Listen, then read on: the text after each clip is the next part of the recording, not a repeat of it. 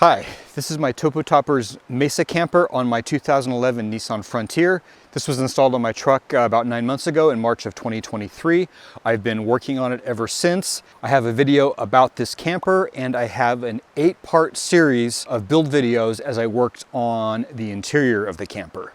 Now the first video in that series was just me sort of walking through all of the goals and ideas I had for building out the camper.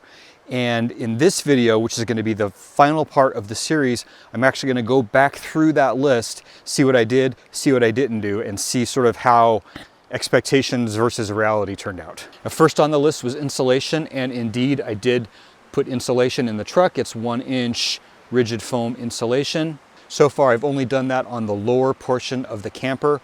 I still have not added insulation to the roof of the camper yet, but I do intend to do that eventually. Now I had put insulation in my previous topper and I had just left it with the foil backing on it, which, you know, was functionally fine, but it kind of looked like I was sleeping inside of a baked potato.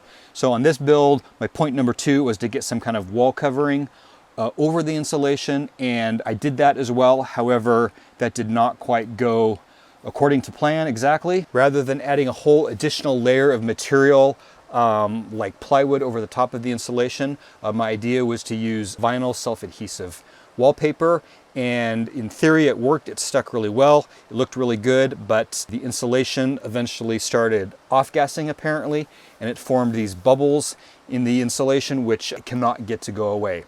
Now this was the pink insulation. I have one sort of test piece where I put this wallpaper onto a piece of foil-backed insulation, and that has had no bubbling issues at all. I wish that that's what I had used for the whole thing. This drives me crazy. So there's a good chance I'm going to take this insulation out of here, replace it with the foil-backed insulation, and redo the wallpaper. Third item on the list was to have some kind of floor in the camper. The floor here is just a piece of plywood that I had. It was deconstructed from another project that I was no longer using. It was already coated with bed liner material, and so that has worked out well. There's no insulation under this floor, but the plywood is much better than being on the metal of the truck bed. I have a little rug here to walk on when I have my shoes off. So far, it's been okay enough for a camper. Now the fourth thing on the list was just sort of the idea that I wanted all of the furnishings to be modular and removable so that I could use the truck as a truck. It's pretty hard to haul much of anything when you've got all these furnishings built in. Now did I do that? No. I had a few commenters point out that was I really going to go to the trouble of taking that stuff out of there? And as I got to thinking about it, I realized, you know, I'm probably never going to do that. A few people suggested just get a trailer. That way when you need to haul stuff, you just use the trailer, then you can leave your camper build set up. And I really like that idea. And so I did not make this modular in any way. It is built in. It is bolted to the truck in various places, mostly using the Utilitrack that is part of the Nissan Frontier truck bed. By not making these into modular removable units, I was able to use much less material and put it together much easier than if I needed to engineer something that was going to like retain its shape when it came out of there. None of these furnishings have any sort of like bottom or back.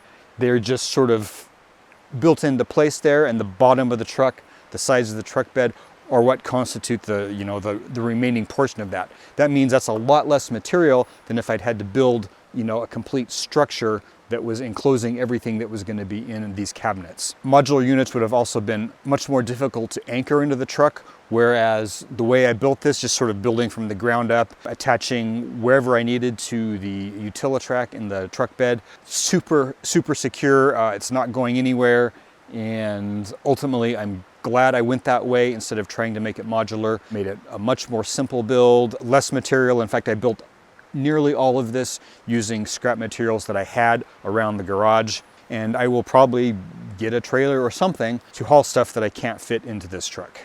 Goal number 5 on the list was organized, accessible storage, and that I have done with these cabinets that I built in here.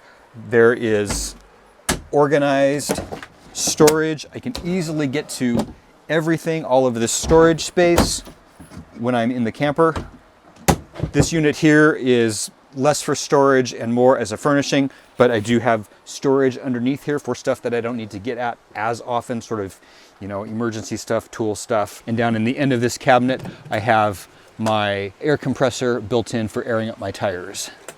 Now this is some pretty rudimentary construction. I'm not super skilled with cabinet making, but I've been using this for some months now and have been really happy with how this has worked out. This has been so much better than camping out of bags and bins. Just having a place for everything in its place, keeps things neat and tidy in here, makes it just relaxing and pleasant to be inside the camper. Now, I didn't talk about this specific detail in the goals and ideas video, but part of this cabinetry build includes my kitchen setup, which is built into this cargo door here. And so I have places to store food, my utensils, my pans and pots, and my water jug is here and just sits here like this. I have a table that I set up right here on the tire with an integrated burner. So my entire kitchen is right here in this area. It's underneath my 270-degree awning. This kitchen has worked out really nicely, really happy with how this has worked out. Number 6 on the list was to have some kind of standing height counter work surface, and I have done that as well. It's the top of this cabinet that's on the driver's side of the truck. Among other things, I keep a small backpacking stove in here, so in inclement weather I can, you know, heat up a can of chili or make coffee in the morning without necessarily going outside and being out in the weather. And when the bed is deployed, it comes out to about here, and this end of the counter ends up being sort of a night table. I can set my phone here, whatever I need. This also is pretty rudimentary. This was a piece of plywood that had a previous use before this and had a previous use before that, but you know, there was no sense in buying new material when I had something that was going to fit here. This has worked out just fine. It's got a little bit of polyurethane finish on it and works great. Item number 7 on the list was a spot to sit and to be able to take a nap in here. That was the first thing actually that I built into here because I'm an avid napper. I like to take a 12-minute nap every afternoon at some point after lunch. Even when I'm out exploring camping, I'll pull off, I'll find a little spot to tuck away, set my alarm for 12 minutes, lay down, have a little nap, and then I'm refreshed, ready to go for the rest of the day. When I was camping with a tent, the only thing I could do was like try and take my nap in the driver's seat of the truck, which is not very comfortable. In addition to being a nap spot, obviously gives me some place to sit, put on my boots, and you know, when I'm camping and it's not nice weather or it's a cold evening and I come inside for a while, I've got a comfortable spot to sit without needing to be up in the bed area. I just have this topped with a piece of foam that was actually the mattress for the bed in my previous build. I just recut it to fit this spot here. Absolutely thrilled with how this has turned out. And as I mentioned before, this provides some storage as well. I also built in a space for my power station. It is built in here and it powers all of the electrical in the camper. We'll talk about that in a minute. So item number 8 on my list was some kind of basic electrical installation. And as you can see, I have done that. As I just mentioned, I've got my power station built into the couch bench thing here. It's a 1500 watt power station and it powers a distribution block basically that all of my lights and accessories are wired into. So I've got some USB ports, I've got a 12 volt outlet for my electric blanket, lights arrayed around the camper, including some red LEDs that I can turn on in the middle of the night if I need to get out and not be blinded by you know, normal white lights. For years I had been camping just using a single portable like magnetic light and it worked great. I could put it, you know, wherever I needed to, but it was very just light in one spot. It has been really nice having light in different places around the camper. Just reach up, press the button, and I've got light right there. This was a bit of work and a bit of expense,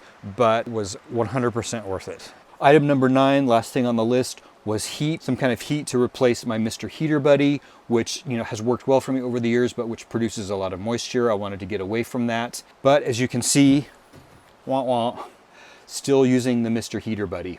Now, I recently made a video about the Mr. Heater Buddy, so I'm not going to go into a lot of detail about it.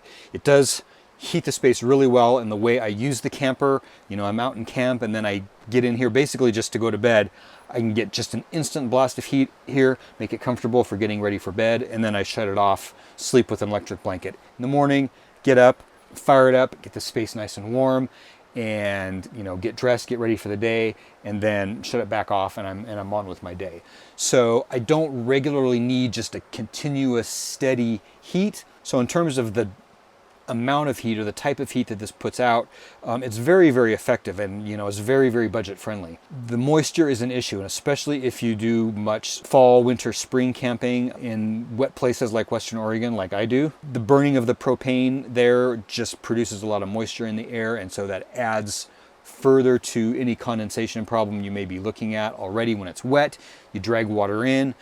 You're in here breathing. The cold metal walls of the camper will accumulate condensation, and the Mr. Heater Buddy just makes it all that much worse. I decided long ago that I don't want to do a diesel heater. I have an idea for what I want to do. It's going to be a little bit of a project, and so that may be something that I tackle next summer. Hopefully this winter is the final winter with the Mr. Heater Buddy. But for now, it's still taking care of me. So there are the expectations and realities of my sort of DIY build in my Topo Toppers Mesa camper.